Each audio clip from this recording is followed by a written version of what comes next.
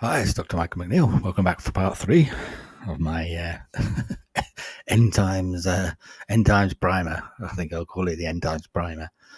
The reason why I did this series was because of what's just happened in the Middle East, and because of the reactions of some people saying this is the end of the world, thermonuclear destruction, it's the apocalypse, it's Armageddon, from people, if you like, you might call fundamentalist Christian, right? But even people who just, believe in the end times and premillennialism, and there's just, and then you had all the conspiracy theories and stuff in there. So this was really attempting to try and give you some sort of perspective about the end times, and not to be alarmed when this sort of stuff happens, and what scripture actually tells us about what we should be doing and how we should be behaving in our normal life. I think C.S. Lewis once wrote one of his finest, because the finest books. It's called Present Concerns, and he, because this sort of like idea, the 20th century was an extremely turbulent century, and it had some of the most destructive wars, and more people were killed in, I think, in the 20th century than the previous 20th centuries put together. It was a very bloody and destructive century from the point of view of the number of people who were killed. And you had maniacal figures like Stalin and Hitler, with the sort of like a messianic view of their purpose and their rule, and Chairman Mao, and and if you like, the whole communist spirit that just killed millions upon millions upon millions of people, and then obviously the 6 million Jews who were destroyed by Hitler. So it was a real time of incredible struggle and change, and C.S. Lewis wrote this sort of in response to in very much the negative, cynical, despairing cultural view that was prevalent amongst sort of like Christian believers and intelligent people, who just viewed that, though, this is the fulfillment of the biblical prophecies. We're just about to get out of here. Jesus is just about to come back. Society is apostate. The only thing we need to do is load up the ark. We just need to evangelize. Forget about culture. We just need to save as many people as we can. We're out of here. And this was, he was reacting against that as well. And he was just saying, well, if all these things happen, a nuclear war just about to come, because people did consider, that, with entering the nuclear age, the nuclear destruction was inevitable. And he says, well, if it is going to happen, let's be sure that we're going about our business, that you find us in the pub having a pint or something. It's like, I mean, he had a very sort of, that it's very much very sort of like similar things of having the correct attitude, rather than what some people might call newspaper exegesis, which is like all this negative stuff of the news, from the prophecy conferences of the 1870s as it went onwards. And then when people were, if you like, the great rebirth of premillennialism, and in its sort of what you might call adulterated form of dispensationalism, which came out, which developed during the 19th century from the 1840s onwards, really 1830s, probably Irving, 1830s, and then it was popularized in the Schofield Reference Bible of this sort of period of the end. And so really in the previous 2 videos I tried to fill in some of the views and the social consequences and the consequences of that view, of how if you're concerned with saying that just with what's the world coming to an end, then you're not going to be concerned about the wanting to have all the effects, the redeeming power of the gospel throughout the rest of society. You're just concerned with evangelism. You're just concerned with loading up this ark. And so this, if you like, culture, the world's apostate, it's the devil's world. It's going to hell. Judgment is coming. We just need to evangelize and not be concerned about the culture and around us. We just need to be those who evangelize. And so, in a sense, I'm reacting against that, and I'm saying that, if you like, the post-millennialist view is very much that we redeem the whole of culture, and we progressively redeem the whole of culture. And if you like, the redeeming power is experienced in all the different modalities of society, whether that's sort of like music, politics, art, the sports, or whatever celebration it is of culture. That the gospel is felt through that, and the power is felt in science. It's felt in everywhere. It's a total redemption, and that we can influence our nations for good, just as they've been influenced by figures for evil. They can be influenced for good. But the particular focus of this, so that's the previous two. If you're interested more in those themes, it's in the previous two.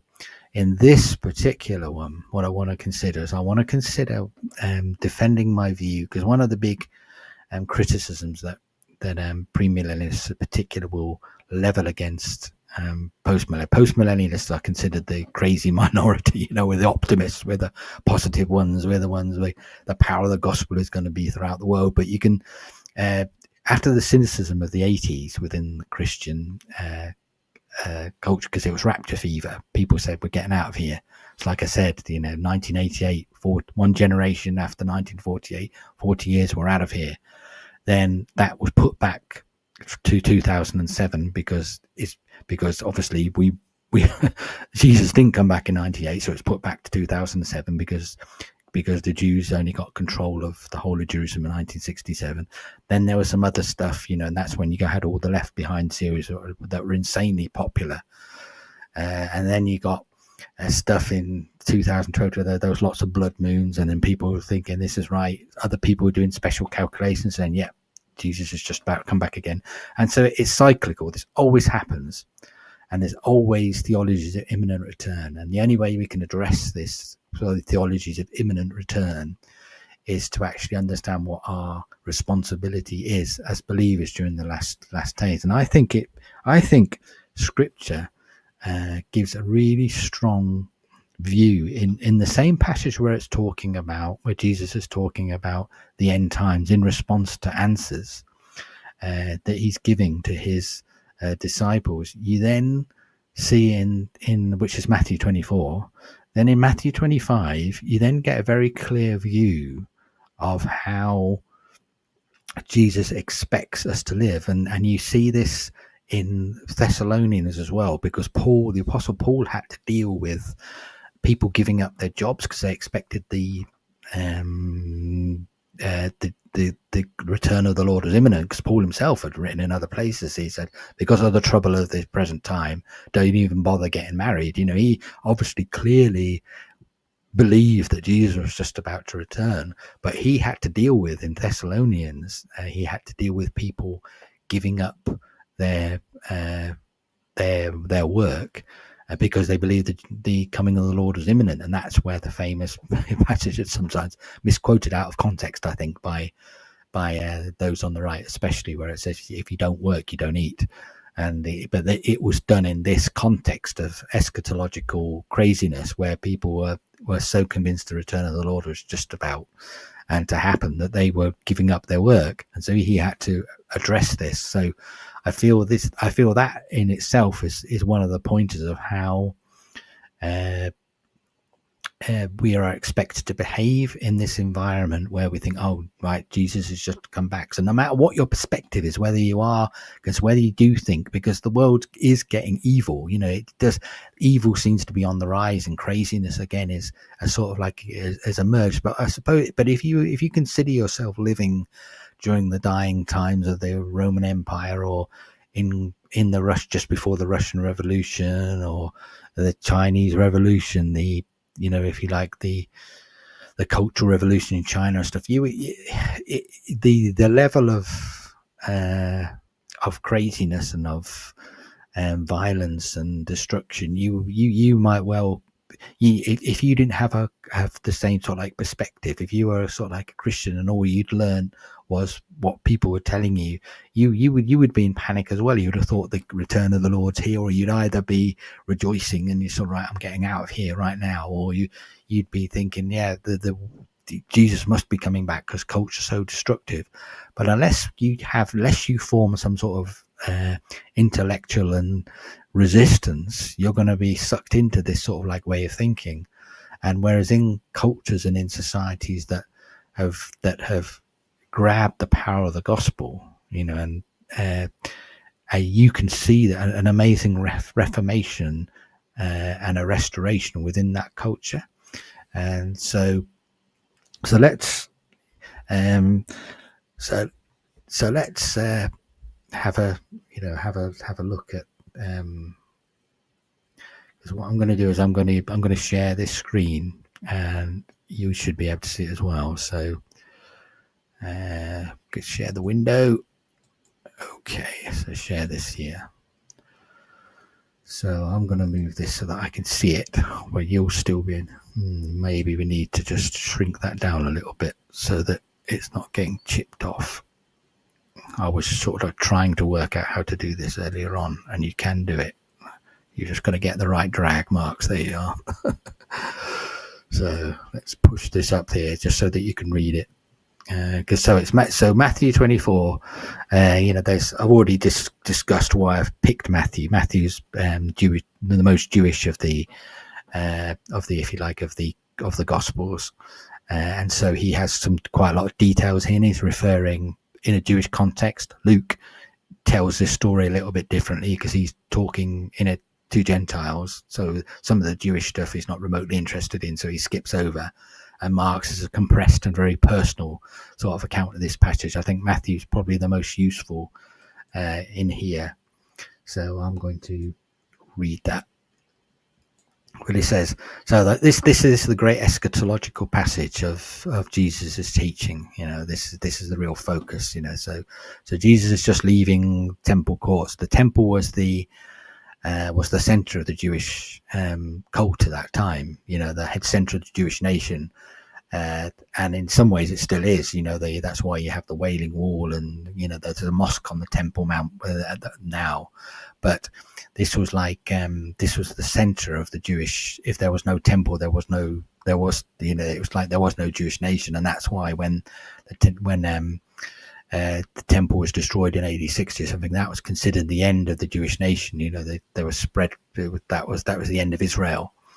So this story here, it says, now as Jesus was going out of the temple courts and walking away, his disciples came to show him the temple buildings, and he said to them, do you see all these things? I tell you the truth, not one stone will be left on another, all will be torn down. So his disciples are showing him how great, how amazing this is. Can't you see this, Lord? This is amazing. And he's actually says something that absolutely shocks them when it says, not one stone will be left on another, all will be torn down. And there's a very, and that's literally what happened. When Jerusalem was sacked, literally what happened was the feuding Jews on the inside had set themselves on fire, and all the gold ran, or the coated stuff ran down in between the stones. So what happened was that people were literally turning over the stones to find the gold. And so this literally happened. But this freaked them out, because they said, verse 3, it says, as he was sitting on the Mount of Olives, his disciples came to him privately and said, tell us, when will these things happen? And what will be the sign of the coming and of the end of the age? So you've got 3 different questions there. And so when Jesus answers these, he's interweaving the answers to these questions. And I think a lot of the confusion in eschatological thinking comes because people conflate and confuse what's going on with these 3. But he says, so the first thing he says, watch out, no one misleads you, for many will come in my name saying I'm a Christ. So you can obviously obviously you obviously see this throughout history. Is there's always been people that claim to be false Christs, and we've had false messiahs and strange cults and stuff. 20th century has been full of them, so there's nothing unusual about this. Then it says you will hear of wars and rumor of wars. Okay, so we always had wars. There's always been rumor of wars, and it's a sign. So it says, make sure you're not alarmed, for this must happen. Okay, so he's answering. He said when. So this is part of what our mental attitude and our mental, our basic orientation should be. Not to be alarmed when we see these things, but for this happens, but the end is still but the end is still to come. So might be interesting just to look at verse 6 there in the Greek and see what it actually says. It's one of the oops, where's it gone?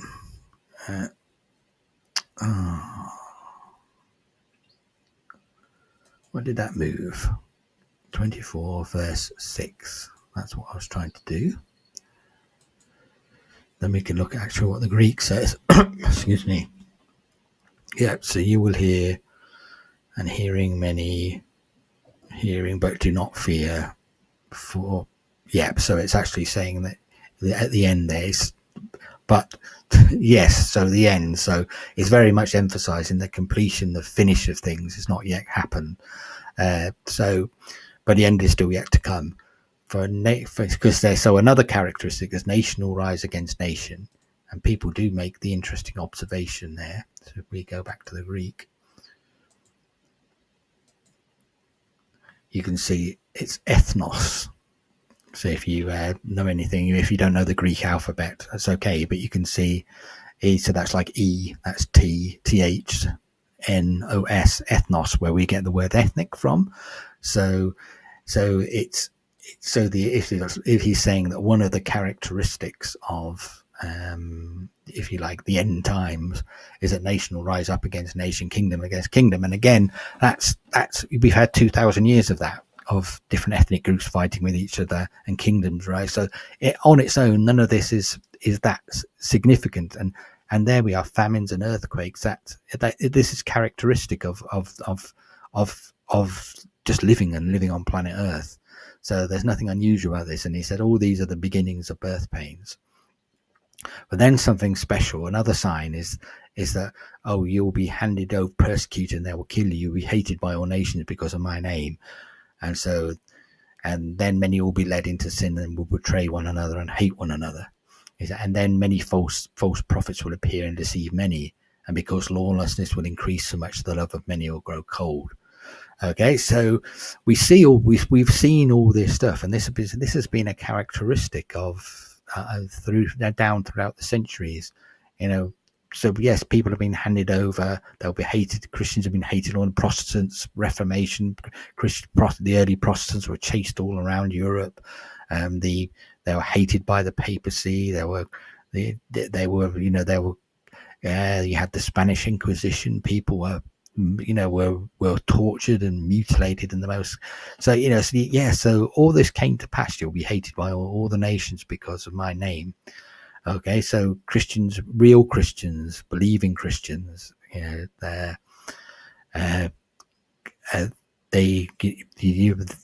this is just a characteristic of that, and people betraying one another, and false prophets appearing, deceiving many. Yes, we've had that. The 20th century has been an era of cults, but the 19th century was too, and there's been different generations of them.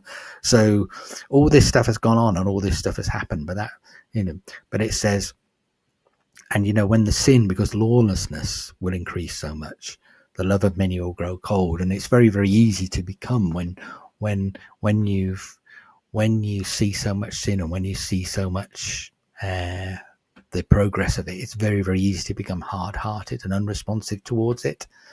And so that's, but then you've got this thing, then you've got this verse 13. It says, but the person who endures to the end will be saved. Again, it's probably interesting to look at just what the Greek says there. Yes, into the end will be saved. So that, and that's a passive, isn't it? Yeah. So it's a passive third person. So this is something that's actually happening to us. So if if we endure, if we just stay in that place of, yes, so that's interesting there, just looking at the form of the verb remaining, stay behind.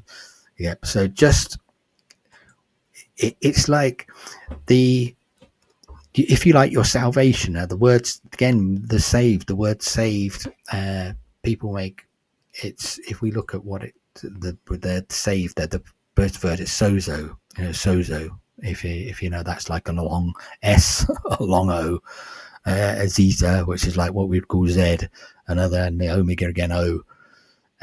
So sozo, and most people understand that the word sozo is like the Greek equivalent of the word, the Hebrew word shalom, and it means much more than just say salvation in the sense of saving your soul. It means complete peace and complete wholeness. When people would say shalom, it's a greeting in Israel, isn't it? Shalom, and people tend to think of it as peace, and probably to most secular Jews and to Christians alike, it is. It's just like people have that shallow surface understanding what the word shalom actually means. But the word shalom, just as the verb sozo in Greek, they're much deeper. They mean complete wholeness of body, soul, and spirit, and of the peace of society, the peace of the world. And so it's very much the salvation, if you're enduring and if you stay, and if you don't get distracted by all this end time stuff, and if you stay strong, you will get into this place. But the person who endures to the end will be saved. So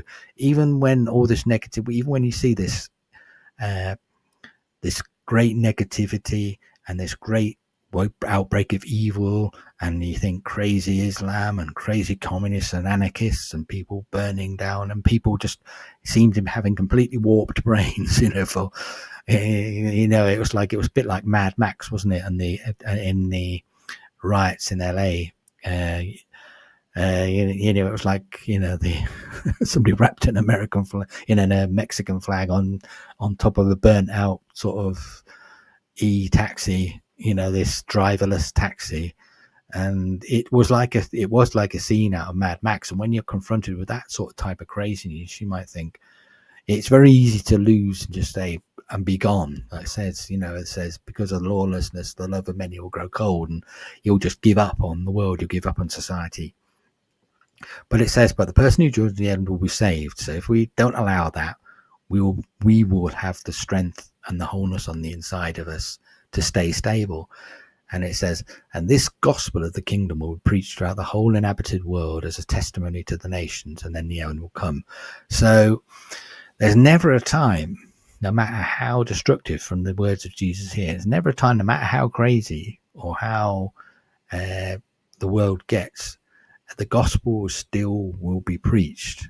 And so we must understand the power of the gospel. And it says, and then the end will come.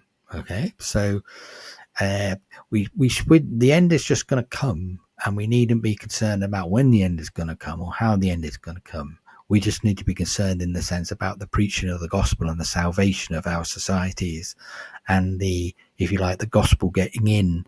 And because the power of the gospel is the ability to save a society, to save a nation. Yes, I accept a nation doesn't get saved. Salvation is individual, but a nation gets saved in the sense of being restored, and all its institutions, the corruption getting out of the institutions, and the Reformation coming. That's what was so glorious about the Protestant Reformation, is that these institutions, which had gone completely rotten, were, because of the influence of the Reformation, these were completely restored and remade. And then the scientific revolution came after the Reformation, because in many ways the Reformation was the Christian Renaissance. The Renaissance laid the foundation in some ways, in sort of like the by restoring knowledge of the classics and the great things of Greek literature and the philosophy of Plato and Aristotle, and all the things that came down, the heritage, the amazing heritage of the West, the intellectual heritage, which had almost been lost, except for monks copying things, and And in a sense, the Reformation was the probably the greatest intellectual event of the period coming out of the Renaissance, the Christian view, because if you like, the secular Renaissance gave you people who elevated reason, if you like, into the Enlightenment, and it was set against almost like a religious or a spiritual view. But the Reformation, if you like, was the Christian Enlightenment, the Christian Renaissance, and out of that flowed, even honest philosophers and honest historians who look at that period understand that it was the changes that went on during the Reformation and its breaking down of if you like, of the Catholic hegemony, which then, and the idea that from within the Christian scriptures that God had put orders and laws and principles in the world, that it laid the groundwork for the scientific revolution. And so out of even out of the period, if you like, of great darkness of if you like, Catholic hegemony and this great and spiritual industrial complex that had kept the whole of Europe in under the heel of crazy Catholic, some of the popes and the papal dynasties were horrific and violent and greedy and licentious, and that whole it was, and the amount of blood that was shed, even as somebody the Huguenot massacres and the Jewish pogroms, and it was a hideous time. And then to have the post-Reformation, and you suddenly have this enormous restoration of culture and the cleansing of culture, and that's what it means. So when we say that a nation can be saved, it's talking about it in the sense of the Reformation. I think it's a complete non sequitur when people argue and try to be pedantic and say that, yes, a nation doesn't get saved. Sure, a nation doesn't get saved in the sense of receiving salvation through Jesus and forgiveness of their sins. Yes, okay. But a nation can, in a sense, be redeemed and restored and saved by understanding the breadth of what's contained within the verb sozo. And we can see from history how the Reformation, if you like, was a period of the great salvation of our societies, and gave the strength to European civilization and Western civilization. That's what gave it its strength, and that's what made it so progressive in every manner, and that's why it's something to be protected and valued now. So there's so just carrying on here, it says, so that's very much why I reject sort of like a negative, cynical premillennialism and dispensationalist view that, the Antichrist is just about to manifest himself and we're just about to get out of here, just evangelize. So coming back to sort of like to the text here, so there's some interesting sort of like stuff here, Jewish stuff essentially, where it talks about what actually happened. It says, and this God, and it says, so when you see the abomination, desolation spoken by Daniel the prophet standing in the holy place, then those in Judea, and so this actually happened during the during the destruction of the temple, during this sort of like this era. They set up sort of like an idol, set it up in the temple, and then it's saying that, right, get out of there, basically, if you see that. So there was a literal fulfillment of this, because some people consider some people have a view of prophecy where they say you can have partial fulfillments, or you can have like something which is a shadow of the real thing. So even though this happens, some people think there's going to be another one, the Antichrist again comes into the temple. Paul gives some strength to that when he talks in Thessalonians. He says, the figure, the Antichrist figure, if you like, goes into the temple and proclaims herself to be God. And so some people sort of, it's fair enough. I'm there just seem to, if you're going to create a false religion, then where's your false religion going to be centered? It's going to be in the spiritual capital of the world, which is Jerusalem. So that's fine. I don't, I think you can argue that that's not what's of significance of what I'm trying to say here, though. But but it talks about, there'll be great tribulation. There'll be great. There's some interesting details in here of Jewish details about the Sabbath. And that's interesting. It's almost like there's a time where it's suggesting that there might be a reformation of Sabbath restrictions, and it's interesting the content here of what it talks about. But it says, but the significance of here, it says, and if those days are not been cut short, no one be saved. But for the sake of the elect, those days will be cut short. Then if anyone says to you, look at the Christ, or hear the Christ, not believe him. For false messiahs and false prophets will appear and perform great signs and wonders to deceive, if possible, even the elect. So there is going to be sort of like a time where we're going to see this great sort of like rebirth of the supernatural and of people's understanding that there's something beyond the physical, that there's a spiritual world, and there will be people exercising very publicly and very obviously supernatural things that are seen throughout the world. And we're getting to the point now in sort of like in a culture where something can happen anywhere in the world and just about everybody can see it. And that's been interesting. We're in a unique period in history where we can see how some of these events could be seen by everybody throughout the world. And so, but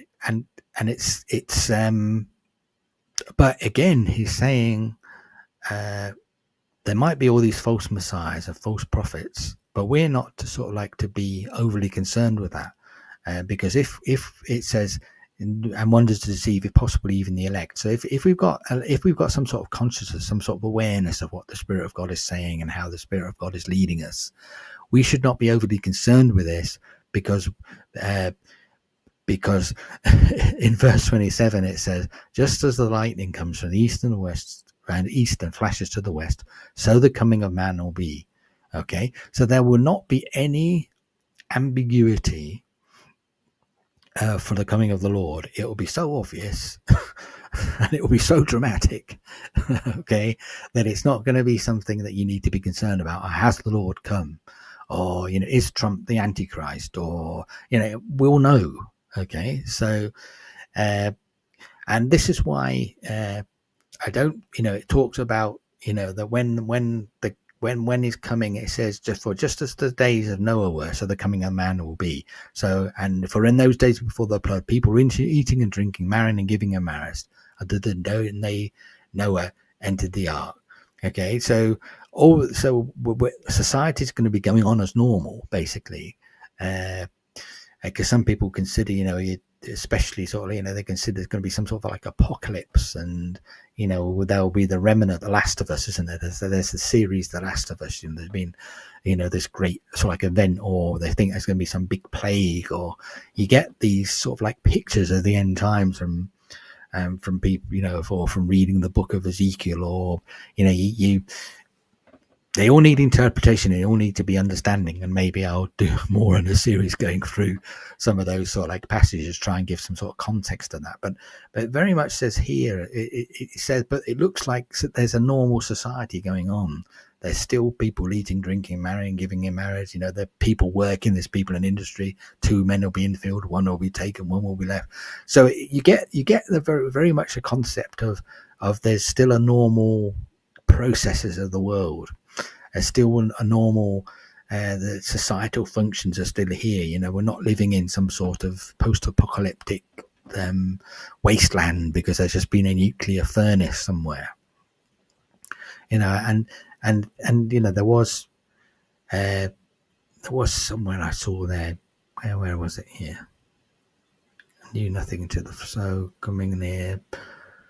Not from the heaven, there'll be 2 men, 1 will be, where is it? Which one? I read it here.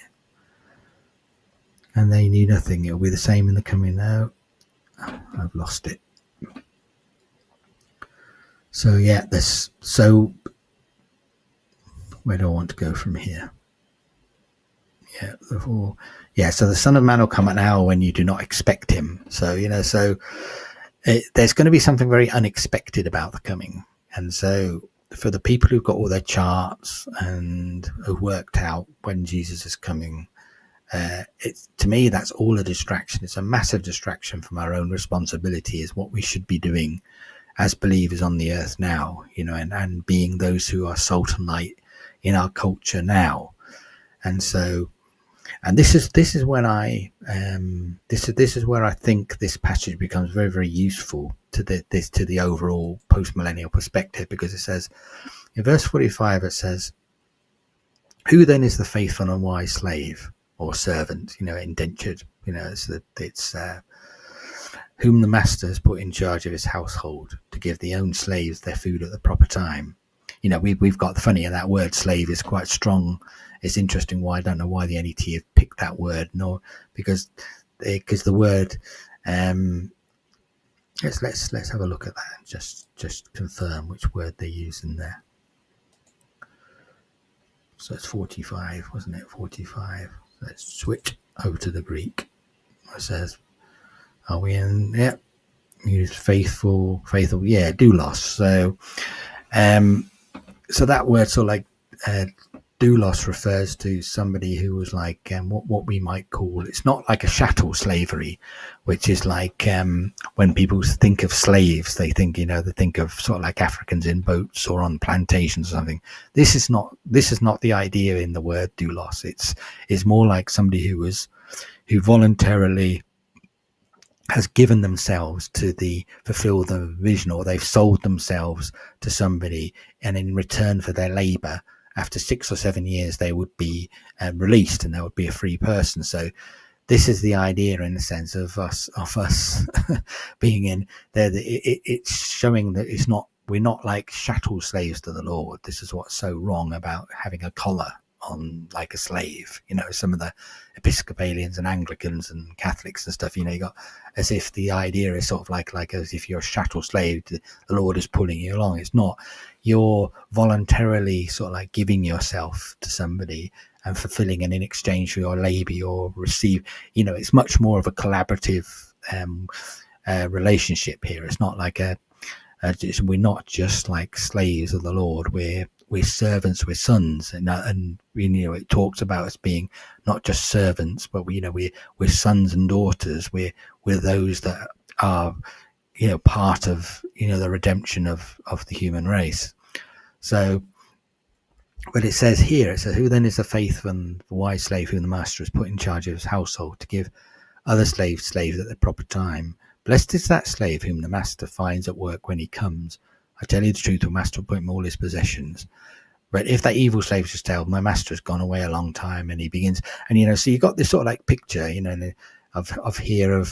of there being the processes of life, and then, but then people are getting bored with the processes of life. So now my master's away a long time. I'm going to become negligent in what I do. We're supposed to be about the master's business. We're supposed to be about the master's business of reformation, of changing our world, of changing our society, of evangelizing, of all these things are part of what we do. It's not just evangelism.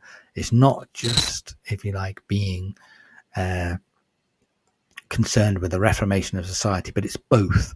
But those are two distinct functions. The unique function of the church, in the sense, is evangelism. It is to preach the gospel, but that's not the unique function of the individual Christian, or the different dimensions of the church teaching for those individual Christians. Part of the teaching of the church should be to build up the individual believers, so that no matter if they're in engineering, if they're in science, if they're in technology, if they're in whatever domain they're in, whether in music or arts or education, whatever, whether you want to call it seven mountains, whatever, however you want to understand it, these different areas of culture, different modalities of culture. The individual believer should be in that, and should be concerned not just, if you like, for being in that domain of, say, being an artist, because that means that I can save other artists. I can preach them the gospel, and then, but they're supposed to be actually to be concerned about the art itself, of the value of the art itself, and of how that benefits the culture and benefits society as a whole. Do you see that? That's quite a subtle difference, because I've been involved with many who are very zealous, and even those who have, if you like, who embrace the necessity to be, because the classical fundamentalist view was really be in a Christian ghetto, and just save other people, and then get those other people into that ghetto, or get them onto the ark, because society is going down. Even those who believe that we should go out and be involved in society and be involved in culture, they're very much doing it. They will do it as, if you like, but that what's in their mind is evangelism and is saving those people. Really what I believe the truly spiritual and the message, if you like, the biblical message as a whole is that we're supposed to be out in those different domains of culture in their own right, and bringing the redemption, bringing the Spirit of God into those places, bringing the salvation into those places, being the best that we can be in those areas, because there's something valuable about that modality itself, that those things are not going to pass away, if you like. There's going to be something of eternal significance of us being in whatever domain and modality of life that we're actually in. Because people can often say, well, heaven and earth are going to pass away, but the word of the Lord will endure forever. Yes, the word, if you like, the logos of God, the ordering, the pattern of God will remain. And all the different aspects of culture and the different aspects of life and life on the planet and stuff, there's going to be stuff, and even technology, that is going to remain. There's a whole nother era of, planet Earth. Yes, it says heaven and earth. Well, at one time it will be rolled up like a scroll, and there'll be a new heaven and a new earth, and then we'll probably have a new physics and a new, the laws of science might be completely and totally radically different. But until that time, we are supposed to be those who are not just concerned with, say, the evangelism of the planet, but also bringing the dominion of the Lord into all those places. In Genesis 1, it says, let man have dominion over the planet, over the earth, over the fish of the sea, over everything. And so there's something about the dominion of man as being, not in the sense of sort of like of dominating, dominating one another and dominating others, but in the sense having dominion, in the sense of being controlling the general direction of where creation should go. That's our great honor as human beings. So returning to that here, it says in chapter 25, it sort of like talks about being involved with what the Lord's doing, and being involved about the business of life. So rather than being, because it says, therefore stay alert, because you do not know the day or the hour. So it's very much about being concerned with, because it says, the man's going on a journey. Somebody's slaves, if you like. Us I've already talked about the word slave, but it talking and entrusted his property to them. And it said, and he's given them talents. This talent was like a money, was it? It was a form of exchange. There we are. Even told you there, a talent was equal to 6,000 denarii. There we go. See, and so he gives those talents. And I just want to check something. Yes, that's correct. Yeah. I thought for a moment there, it's showing you're sharing on that one. I think, well, you don't want to be seeing what I'm seeing on that screen, the other screen, which is just a mixer. It's nothing on dodgy. It's just a mixer. But it says basically somebody's gone on a journey, somebody's slave, given the property to them, and he gives them talents, and to each according to. But then he went on his journey, and then he comes back, and he says, "What have you done with your talents?" It's quite interesting, isn't it? The English word talent is sort of it fits in well with this. But he says, one says, "I've dug a hole, and here's your money back." And said, but another one says, "You've 5 talents, you gave me 5 more. Trust, I've given you 5 more. It's well done, good on you." So you see here, we're supposed to be involved about the business of life. We're not supposed to be sort of like narrowly evangelistic, although evangelism is an essential part of of the life of the Christian church. But for us as individuals, we are supposed to be concerned with using our own talents, whatever they happen to be, and whatever, because he's talking about money and economics and stuff here, and building a business, whatever business that was, that brings profit, which brings reformation to society, because society has changed. Society can be transformed and changed when the economics and the ecology get sorted out. They're very interesting, those two words. They're both derived from Greek words. Of eco is like oiko, which is like home. Nomos is like law. So economics, so the law of the house, and then you got the logos, the guiding principles, and the house ecology. So those two words are very, very closely related. The law and the logic of the house, and so that's what we're supposed to be. We're supposed to be concerned with these with the ongoing ecology and the economics of our life and of our society and of our culture, and that improves the entire environment of the planet. So this is, so you can see how different this view is to those who just think the Antichrist is just about to come, the culture is going to get worse and worse, everything's just about to die, be destroyed now. We just need to preach to everybody and load up the ark and stuff. I keep coming back to that view because that has been very, very much the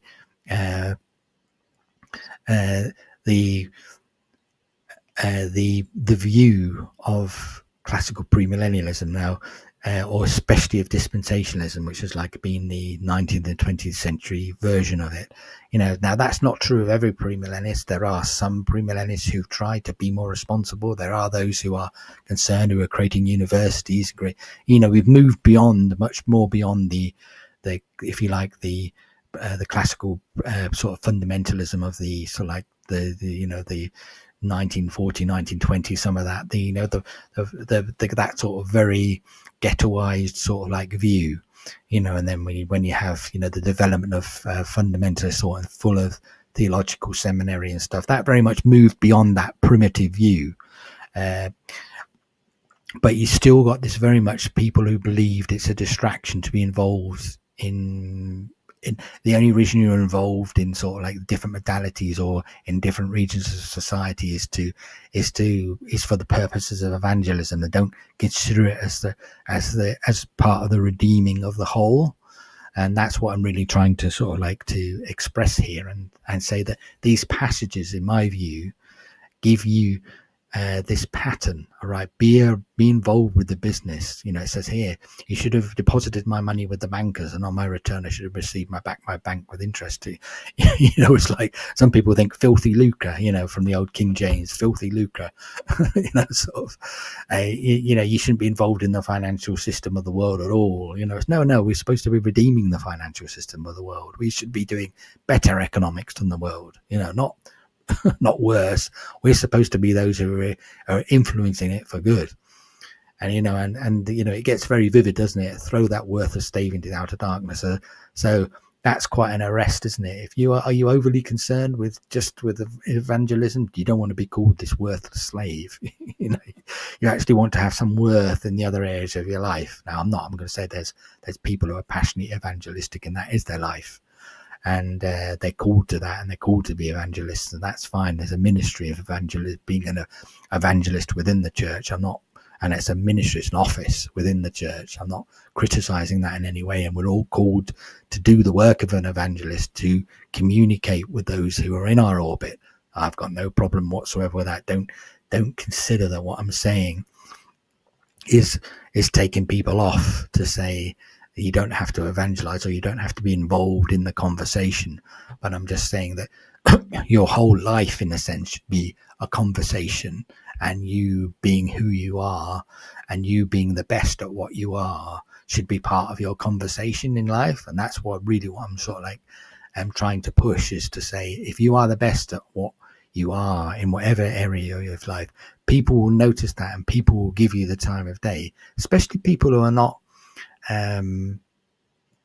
if you like, if people who are thoughtful and think, it's like, for sort of like, say for me as a philosopher, it's like, unless I can sort of, unless I understand my subject and I can ascend to the level of people who are also philosophers and who also think deeply and also want to explore problems and think about things and discuss things, unless you can ascend to where they are intellectually, this is not, I'm not saying this doesn't mean that some people can be converted by the most simple little script of have you heard that Jesus, God's got a great plan for your life, some very, very simple script that can bring somebody to salvation. I'm not saying that, but there's going to be other occasions where you're dealing very much with the ideas and if you like, the spiritual strongholds, the strongholds of 2 Corinthians 10, from chapter 10, from 10:3 to 6, where it talks about strongholds. It's talking about mental patterns, mental strongholds. And you have to, and I think part of, this redemption of culture, redemption of society, is very much you're going to have to deal with those thought patterns, and you have to be able to ascend to that level. And if you can, and if you're good at what you do, then people can be open to you. It's like I was talking to my wife. I think I was encouraging her to go to, this was years ago, to because she's involved in sort of like alternative therapies, and she's sort of like trained in sort of with the monks in the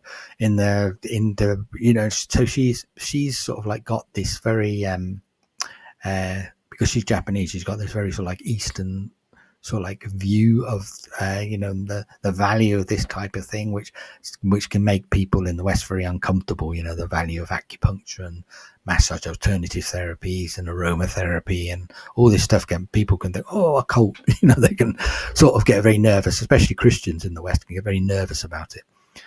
But I was saying that what you really need to do as well with sort of like with your health and with sort of like with psychology, I say, because there's this whole alternative alternative lifestyle sort of circus that goes around. You can go from conference to conference or from meeting to meeting, but if you want to be really, really respected, if you like, if you really want to sort of like have an impact within culture, within society as a whole, you really need to do your research, your empirical research, your scientific research, and you really need to sort of like understand evidence and get some sort of evidence base, and and really understand your subject. And if you want to be impressive sort of like psychologically and with this from a psychological perspective, you really need to understand the discipline of psychology, understand how and how to redeem those areas, and people. And if you can combine if you like, your intuition, your experience with that solid base, you're going to be far, far more impressive and better as a practitioner than somebody who just in the sense has just got a pop understanding of the subject.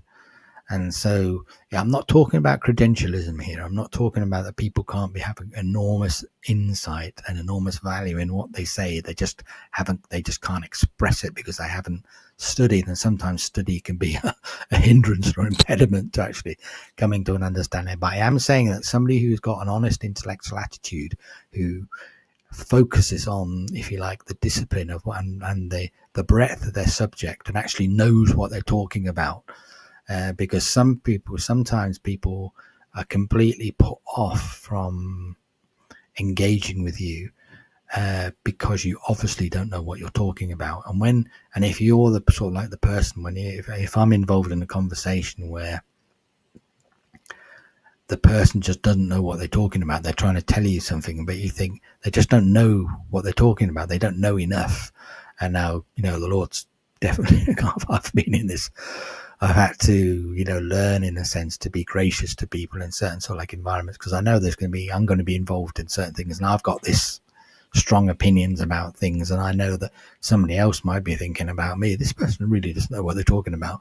But if you've got sort of like the intellectual confidence and the intellectual skill to actually rise to some sort of level where you can actually have a meaningful conversation, it's not so much, oh, that, I ended up having a PhD in philosophy and going through that long process because I really wanted to understand the subject that I should be talking about, and I went through a long process, and that's been very, very beneficial, because when you're writing or when you're talking or when you're trying to communicate, you understand your subject, so really, just returning to sort of what I'm trying to say here is that, you can get yourself immunized against end time craziness by actually understanding that Scripture tells us that we should be involved about in the business of life. And so I was just trying to find my mouse. And so and it sort of like talks about, just this whole thing, there's very ordinary things. I'm in prison. When did you see me? I'm thirsty, hungry. When did you fed me?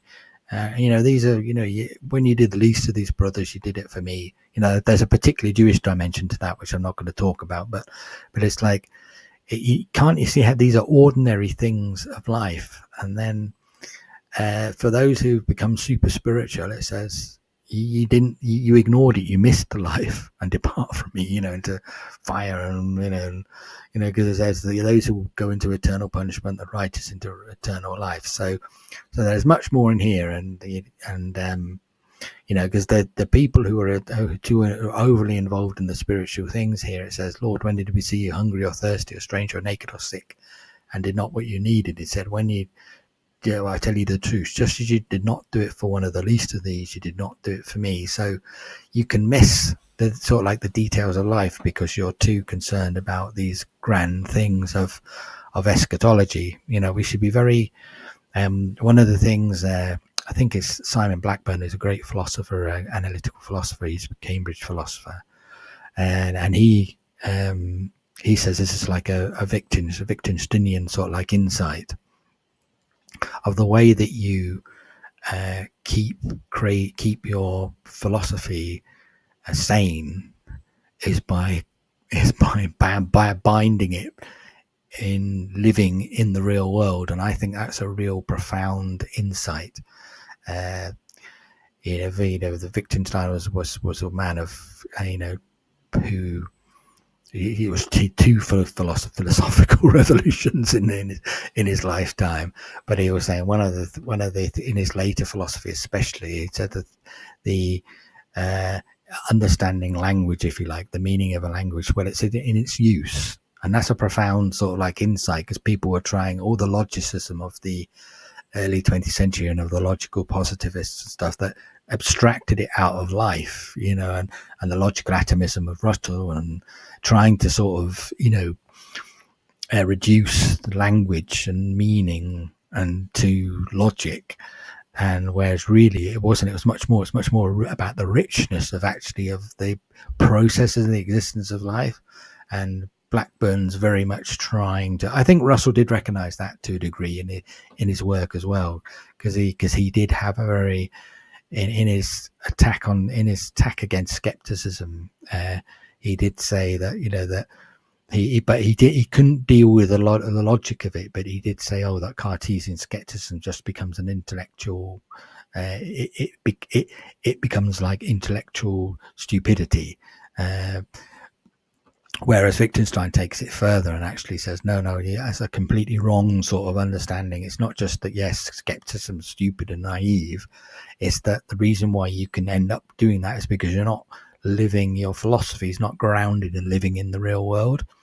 And so that's very much Blackburn's approach as well. He says the antidote to all this craziness he was actually talking about Donald Davidson, who was another very influential philosopher in the late sort of probably through the 90s into the first couple of decades of the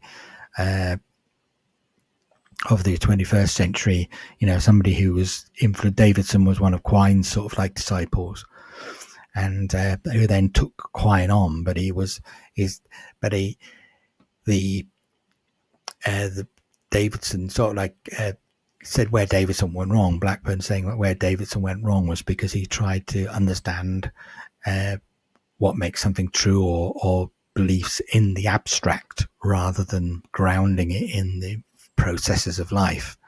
And so everything needs to be grounded in living in the real world. And I think you save yourself from eschatological craziness of actually understanding, right, we're in the here and now.